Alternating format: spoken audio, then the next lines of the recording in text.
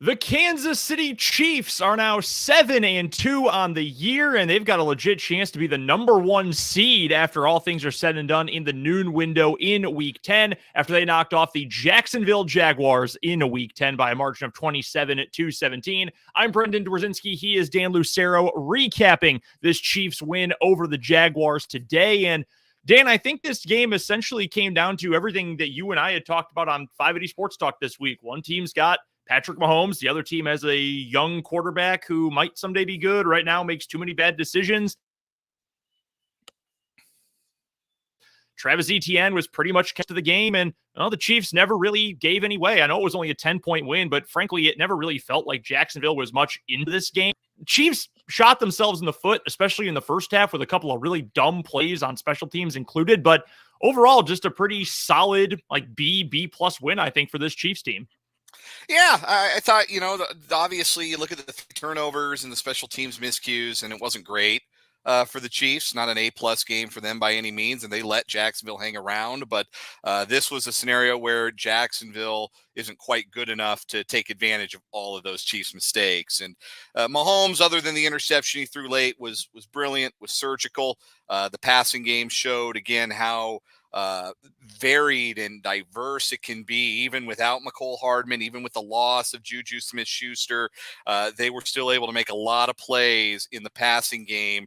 Noah Gray had a touchdown. Kadarius Toney had a star turn in his second game as a Chief and scored a touchdown. It was a solid effort from that offense. I mean, really, you look at, they stopped themselves with the fumble in the red zone by Pacheco early, but even he helped close out the game well. Everything that might have been the positives, because the positives are so immense when you have a guy like Patrick Mahomes providing most of them. And I always like to get to some of the biggest key performances when we do our live recaps. And I think you probably have to go directly to the guy who is your big Chief pick for this game, Kadarius Toney. He steps in and immediately makes an impact in the first game after he got a full week to prepare, get all the way ingratiated with this offense and got to be a part of the game plan. We knew it was more likely he'd get involved this week because of the injury to McCole Hardman. He was awesome, man. They got him involved in a bunch of different ways. They have him returning punts, which, fine, it's not Sky Moore, so I don't really care as long as it's not Moore who's back there returning punts. But he gets involved on the jet sweep game. He gets involved catching the ball. He has the touchdown when Jacksonville decided to not put anyone within 25 yards of him.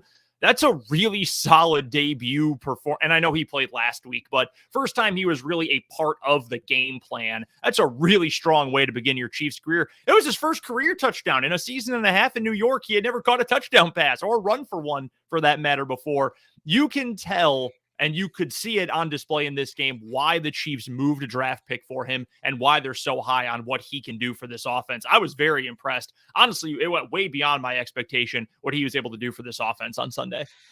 He's a big talent. He's a first-round talent, and I think that you see the mix of what a first-round athlete, first-round talent can do in an Andy Reid offense with Patrick Mahomes getting him the football. It was a really promising performance, and he is going to create a lot of issues for defense. When they get him and McCole Hardman on the field together, and do some motion stuff and some eye candy type stuff with those two guys, that's just going to cause even more problems for defenses moving forward. Good for Kadarius Toney. Happy for him. Just 2 games in, it seems like he's found a home in this Chiefs offense and making tough plays too. That contested catch he made down the sideline, getting his feet down, just shows you he's not just a gadget player. He's not just a guy that, he's really fast and he's going to be nice in space. No, he looks like a legitimate threat. He can make catches when he's covered. He can run the routes and make plays down the field. Very, very exciting early returns for sure on Kadarius Toney. And he stepped up, and Marquez Valdes-Scantling had a couple of big catches, huge catch at the end of the game to help the Chiefs salt the game away. And also his first touchdown, or not first touchdown, but he had one of the 4 touchdowns that Mahomes threw in this game. And they needed those guys to step up after Juju Smith-Schuster went out after that horrible, somehow not a penalty hit by Andre Sisco in the second quarter. And thankfully they did. And you hope for a speedy recovery for Juju. That's the kind of thing where you just never know with the severity of concussions. That could be long-term. He could be on the field next week. It just kind of depends on how his body and, more importantly, his brain react. But I think the Chiefs showed you, again, just how diverse, how varied they are in terms of the weapons that they have in the passing game. And Patrick Mahomes knows how to get those guys the ball. Yeah, in terms of the point on Juju Smith-Schuster, because we should mention that, I have never been so mad about a good thing happening to a player on a field than I was when Andre Sisco got an interception at the end of the game. I mean, it didn't really mean anything. That dude was headhunting all game. And don't give me, got up and, Juju was able to walk off and MVS got back in the game. He was headhunting. That hit on MVS, which Valdez-Scantling pretty much blocked his helmet with his own arm. You don't have to lunge at that angle for a ball that's already been caught. He didn't go up with it to try to break it up. He was trying to hit MVS with the crown of his helmet. That hit on Juju, it doesn't have to be helmet to helmet, face mask to face mask. That was obviously a hit to the head on a defenseless receiver. And it's a criminal shame that the refs picked up the flag, let alone picked it up as soon as they did. That was ridiculous. And again, I hope he's okay, because we know how big of a piece he has been for this Chiefs offense. But you look just through the box score at these Chiefs pieces today, 10 different players got targets, 9 different players caught at least one pass, 6 caught multiple. I mean, this is a really tremendous spread the wealth kind of game. We've got his name on the ticker right now on the video, but Travis Kelce, 6 catches, 81 yards, led the team in both of those categories, has a touchdown. But MVS, 3 for 60 in a score. Tony had 4 for 57 in a score. You had Noah Gray, who got a touchdown in this game, 2 for 20. McKinnon, 6 for 56. He was also the intended target on that one interception by Mahomes in the game.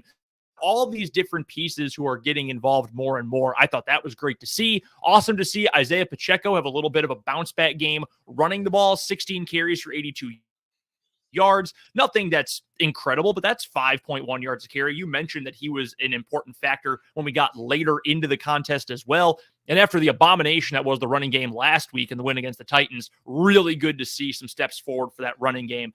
I do wonder, though, if time is maybe starting to run out a little bit on real meaningful snaps for Clyde Edwards-Helaire. Do you know, without looking at the box score, how many rushing attempts he had today? I think he got bageled. I only remember him one target, and if he got one carry, yeah, that would one more than I remember. It was a big fat, big fat 0. He was actually credited with 2 targets, but yeah, I only remember the one as well. So I wonder if this is getting to a point where, hey, McKinnon is your number 2. He's the pass pro back. He's obviously the receiving back of the group, and Pacheco is your clear and obvious number 1. I'm wondering if the clock is starting to tick its final seconds off when it comes to Clyde Edwards-Helaire. But overall, I thought a great game for the offense. Mahomes finishes with over 300 yards, 4 touchdowns, just the 1 pick. Another tremendous game for him. Let's get a quick thought on the defense here. Trevor Lawrence for the game was fine. 29 of 40, 259 yards, 2 touchdowns, no picks, was sacked 5 times. The Jacksonville offensive line had only given up 12 sacks in 9 weeks. They gave up 5 today. I thought the defensive line for the Chiefs was awesome. Leo Chanel got hit the first sack of his career. Chris Jones was essentially unblockable the whole game. Carlos Dunlap got in the backfield again. You and I had talked about this a few weeks ago on 580 Sports Talk, Dan, that this team needed to get more of a pass rush. They had to find a way to get home more often. Even if it was with the blitz, without the blitz, whatever it ends up being, you've got to find a way to generate more pressure on the quarterback. And you got to give him now 8 sacks over the last 2 weeks. A couple of clutch ones last week against Tennessee, a bunch early in the game this week against Jacksonville to really blow the game open. That defensive front, the front 4 on the defensive line and the linebacker core too, they've been playing really well as of late. Yeah, I thought it was another good performance for the defense.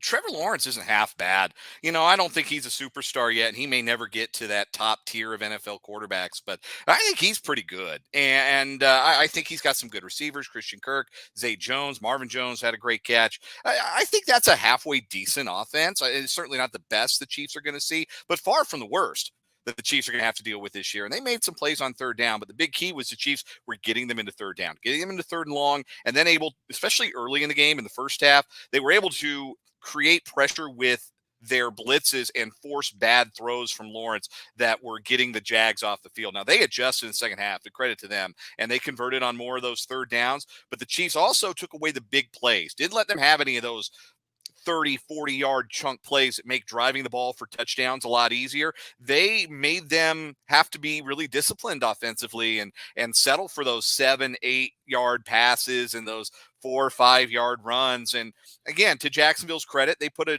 touchdown drive together doing that, or a field goal drive together doing that, that took up almost more than half the third quarter. But the Chiefs stood firm in the red zone there. They got the big play from Chris Jones. Thought the pass rush was really active. That defensive line's playing well. Colin Saunders is playing some really good football right now. Yep, George Karlaftis made a couple of notable plays, couple deflections. Thought the linebackers were solid. That was an all-around solid game, I thought, from the defense. Not much to complain about for me.